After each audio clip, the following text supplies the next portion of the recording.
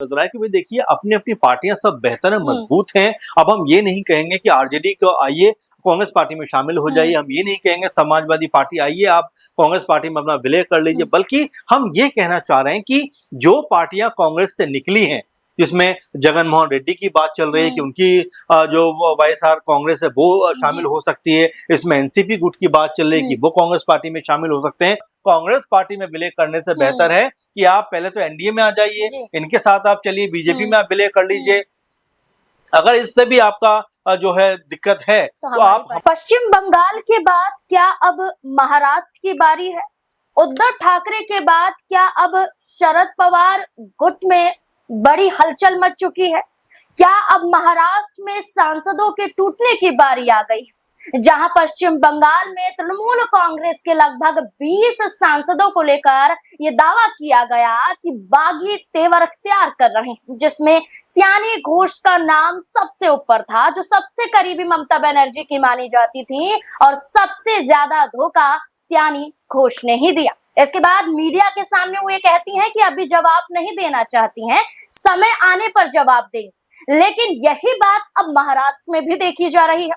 उद्धव ठाकरे गुट के लगभग 6 से 7 सांसदों को लेकर ये चर्चा थी कि वो बगावत कर सकते हैं, वो एकनाथ शिंदे के गुट में जा सकते हैं। ये कहा गया कि उद्धव ठाकरे अपनी शाख कैसे बचा पाएंगे जब उनके ही सांसद उनके साथ नहीं रहेंगे। लेकिन इस बीच में एक बड़ा ऑफर दिया गया। अब ये ऑफर उद्धव ठाकरे को नहीं, बल्कि ये ऑफर अब शरद पवार को दिया गया। अब शरद पवार को ऑफर रामदास अठावले ने दिया। ये कहा कि अगर जैसी स्थिति अभी नजर आ रही है, इसको भांपते हुए आप बीजेपी के साथ अपनी पार्टी का विलय कर लीजिए और अपने आप को बचा लीजिए। क्या शरद पवार रामदास अठावले के ऑफर को स्वीकार करेंगे? क्या बीजेपी के कदम जो यहाँ पश्चिम बंगाल और महाराष्ट्र में नजर आ रहे हैं, इसका साथ देते हुए नजर आएंगे? क्या शरद पवार अब इंडिया अलायंस का साथ छोड़ देंगे? क्या ये माना जा सकता है?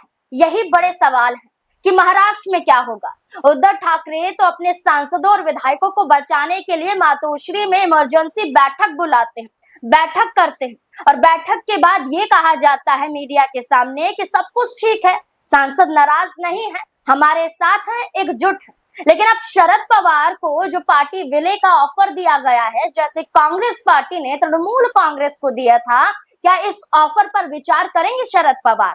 जो सवाल है इनके जवाब खंगालने की कोशिश करेंगे, और इन्हीं तमाम सवालों के जवाब देने के लिए हमारे साथ मौजूद हैं हमारे वरिष्ठ सहयोगी अमन सर। सर, पश्चिम बंगाल के बाद अब महाराष्ट्र में जो देखा जा रहा है, उद्धव ठाकरे अपने सांसदों को बचाने की कोशिश कर रहे हैं कि कोई भी सांसद बागी तेवर ना उठा ले। लेकिन इस बीच में रामदास अठावले ने क्यों शरद पवार को ऑफर दिया कि आप बीजेपी में अपनी पार्टी का विलय कर लीजिए? क्या लगता है? देखिए जाहिर बात है, क्योंकि आप लगातार देख रहे हैं कि जिस तरीके से तमाम पार्टियां टूटती हुई दिखाई पड़ती हैं, और इक्का दुक्का की बात नहीं है, क्योंकि अगर बीते 4-5 साल में हम देखें तो कई बड़ी पार्टियों का आपस में बिखराव हुआ है। इसमें शिवसेना की बात कर सकते हैं, जो एक समय महाराष्ट्र की सबसे मजबूत पार्टी दिखाई पड़ती थी, वो 2 हिस्सों में बढ़ जाती है। एक तरफ वो यूबीटी उद्धव ठाकरे की शिवसेना बन जाती है, एक तरफ जो है वो शिंदे गुट बन जाता है, शिवसेना का 2 भागों में बढ़ जाती है। एनसीपी जो दूसरा मजबूत दल दिखाई पड़ता था महाराष्ट्र में, वो 2 हिस्सों में बढ़ जाता है, एक तरफ अजीत गुट बन जाता है, एक तरफ जो है शरद पवार गुट बन जाता है। अब अगर इसको हम टीएमसी के लिहाज से देखें तो वहां पर भी आप देखिए किस तरह से पहले विधायक टूटते हुए दिखाई पड़ते हैं, फिर सांसद जो है वो 28 में से 20-21 जो है अपनी अलग राह कहीं ना कहीं अपनाते हुए नजर आए हैं। तो ये ही डर कब शिंदे जो यहाँ पर एक तरह उद्धव ठाकरे गुट है उनको भी सताता हुआ दिखाई पड़ता है, क्योंकि आपने कहा कि उन्होंने भी कल मीटिंग की है, बुलाया है, और जाहिर बात है कि उस मीटिंग के दौरान भी कई सांसद मौजूद नहीं रहे हैं। सबके मुख्तलिफ जो है इसमें बहाने भी कह सकते हैं या एक वजह भी कह सकते हैं कि उस वजह से मीटिंग में नहीं पहुंचे। लेकिन अगर इतनी खास और जल्दबाजी में मीटिंग बुलाई गई थी तो क्यों आके नहीं पहुंचे, सवाल इस पे भी उठता है। अब जो महत्वपूर्ण और मूल सवाल आप रख रहे हैं कि क्या एनसीपी जो शरद पवार गुट है, क्या उनके लिए अब यहाँ पर स्थिति विकट बनती हुई दिखाई पड़ती है, क्योंकि रामदास अठावले अक्सर अपनी बयानबाजी कुछ इस अंदाज में करते हैं जो बड़ी तंजिया लहजे की होती है, मजाकिया लहजे की होती है।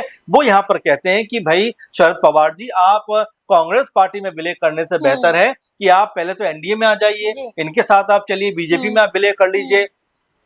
अगर इससे भी आपका जो है दिक्कत है तो आप हमारे साथ आ जाइए, हमारे साथ आप चलिए। तो देखिए, खुद रामदास अठावले की जो पार्टी है उनके पास में ना कोई विधायक दिखाई पड़ता, ना सांसद नजर आते हैं। अगर राज्यसभा में भी है तो भी वो बीजेपी की वजह से कहीं नजर आते हैं। तो मिला जुला कर देखा जा सकता है कि जिस तरह का माहौल इस समय देश में बना हुआ है, इसके सांसद तोड़ लीजिए, उसके सांसद तोड़ लीजिए, उनको अलग कर दीजिए। जेडीयू के लिहाज से भी यही देखा गया। कई लोगों ने यहाँ तक कहा कि नीतीश कुमार का मुख्यमंत्री पद से हट जाना, राज्यसभा पहुंच जाना, लगभग इस तरह का इशारा किया जा रहा था कि उनकी पार्टी भी 2 हिस्सों में बढ़ जाती। तो इस तरह की जो चीजें चल रही है उसमें महाराष्ट्र के अंदर से भी अब लगातार इस तरह की खबरें जो है खूब निकल कर सामने आ रही हैं। रामदास अठावले ने ये जो बयान दिया है, ये कहा गया कि इससे पहले संजय राउत और अशोक गहलोत ने भी बयान दिया था और ये कहा था कि जो भी क्षेत्रीय पार्टियां हैं उन्हें कांग्रेस पार्टी में अपना विलय कर लेना चाहिए। आपको क्या लगता है कि कांग्रेस क्या इतनी मजबूत है जो तमाम पार्टियों को कांग्रेस में विलय कर लेना चाहिए? तृणमूल कांग्रेस को ऑफर दिया जाता है, क्या लगता है विलय की स्थिति? देखिए, 2-3 बातें इसमें। एक तो बात ये भी कही जा रही है क्योंकि राशिद अलवी कांग्रेस पार्टी के बड़े लीडर हैं, कल ये बात कहते हुए नजर आए कि भाई देखिए, अपनी अपनी पार्टियां सब बेहतर है, मजबूत हैं। अब हम ये नहीं कहेंगे कि आरजेडी को आइए कांग्रेस पार्टी में शामिल हो जाइए, हम ये नहीं कहेंगे समाजवादी पार्टी आइए आप कांग्रेस पार्टी में अपना विलय कर लीजिए, बल्कि हम ये कहना चाह रहे हैं कि जो पार्टियां कांग्रेस से निकली हैं, जिसमें जगन मोहन रेड्डी की बात चल रही है कि उनकी जो वाईएसआर कांग्रेस है वो शामिल हो सकती है। इसमें एनसीपी गुट की बात चल रही है कि वो कांग्रेस पार्टी में शामिल हो सकते हैं, शरद पवार गुट। इसके अलावा आप देखेंगे टीएमसी को लेकर लगातार बातें चल रही है क्योंकि ये पार्टियां जो हैं वो मूल रूप से कांग्रेस पार्टी से निकली हुई पार्टियां हैं। तो ये कहा जा रहा है कि अगर ये पार्टियां जिनको लगातार तोड़ने का प्रयास किया जा रहा है, अगर ये कांग्रेस पार्टी में शामिल हो जाती हैं तो एक तो कांग्रेस पार्टी का कद जो है वो मजबूत होता हुआ दिखाई पड़ेगा, और दूसरा बीजेपी का मुकाबला करने के लिए कांग्रेस पार्टी की जो ताकत चाहिए वो यहाँ पर एकजुट होती हुई दिखाई पड़ेगी। अब आप उसको कैसे समझे कि वेस्ट बंगाल में अब उपचुनाव होने वाला है बशीरहाट सीट के ऊपर, वहां पर कहा जा रहा है कि ममता बनर्जी चुनाव में उतर सकती है उपचुनाव में, क्योंकि वहां से टीएमसी के जो सांसद थे उनका निधन हो चुका था सितंबर महीने में, तो वहां पर उपचुनाव होगा। तो ये कहा जा रहा है कि वाम दल, कांग्रेस पार्टी और टीएमसी मिलकर चुनाव लड़ेंगे, यानी कि जो ताकत है उसको कैसे एकजुट किया जाए, एक जो है एक मंच पर लेके आया जाए। कोशिश इस बात को लेकर हो रही है कि अगर बिखर के हम चुनाव लड़ेंगे तो कहीं ना कहीं हमें ही उसका खामियाजा उठाना पड़ सकता है। इंडिया गठबंधन की बात करते हैं और ये कहते हैं कि इंडिया गठबंधन का मतलब है एक ताकत, एक मजबूती, सभी दलों का एक साथ होना। अभी भी आप उपचुनाव को लेकर कह रहे हैं कि वो सभी एक साथ चुनाव साथ मिलकर आगे आएंगे, लेकिन सवाल ये उठता है कि जब विधानसभा का चुनाव होता है, लोकसभा का चुनाव होता है, जब इन्हीं तमाम दलों को साथ मिलकर लड़ना चाहिए, ये बिखर जाती हैं और विलय की बात कर रहे हैं। वही महत्वपूर्ण और अहम आपसे सवाल उठाया, क्योंकि देखिए, जब तक आप जो भी चाहे विधानसभा चुनाव हो या लोकसभा चुनाव हो, वहां पर मिलकर नहीं लड़ेंगे, इसी तरह का हशर होता हुआ दिखाई पड़ेगा। 2-3 एग्जाम्पल है अगर आप समझें कि हरियाणा चुनाव की बात करें, आम आदमी पार्टी लगातार कांग्रेस पार्टी के संपर्क में थी कि भाई हम इंडिया गठबंधन के जो सदस्य हैं, साथी हैं, ऐसे में अगर कुछ सीटें आप हमें दे देंगे तो चुनाव आसानी से हो जाएगा। कांग्रेस पार्टी के तमाम बड़े लीडर उस समय बड़े जोश और उत्साह में थे कि नहीं, हम एक सीट भी नहीं देंगे, और वहां पर कांग्रेस पार्टी की जो लगभग ये मानकर चला जा रहा था कि सत्ता में आ जाएंगे, हार हो जाती है। दिल्ली में आप देखिए, आम आदमी पार्टी पूरे जोश में थी, अरविंद केजरीवाल पूरे जोश में थे कि भाई हम किसी के साथ नहीं जाएंगे, किसी पार्टी की हमें जरूरत नहीं है, सत्ता से बाहर होते हुए दिखाई पड़ते हैं। टीएमसी को आप जरा देखिए कि वेस्ट बंगाल में एक समय जब 216 पे जो जीते हुए थे और जब चुनाव नजदीक था, उस समय भी कहा गया कांग्रेस पार्टी और तमाम दलों ने, उन्होंने कहा कि भाई नहीं, हम बहुत ताकतवर है, हमें कोई दिक्कत नहीं, हम आपके साथ नहीं जाएंगे। रिजल्ट सामने आता, पता चलता बुरी तरह हार हो जाती है। तो अब ये बात समझ में तो आ रही है कि जब तक हम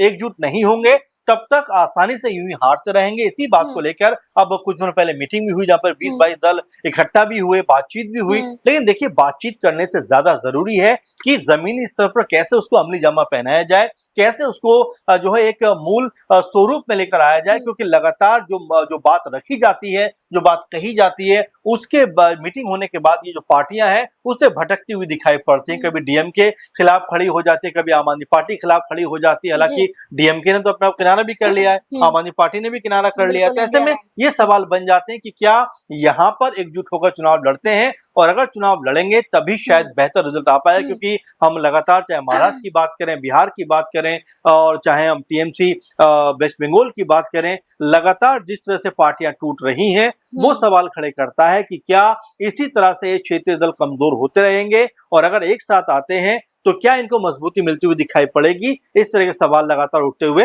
दिखाई पड़ रहे हैं। बिल्कुल, ये बखूबी कहा कि शरद पवार की पार्टी हो या फिर ममता बनर्जी की पार्टी हो, ये सब कांग्रेस से निकले हुए चेहरे हैं और आज अपनी पार्टी की वजह से पहचाने जाते हैं।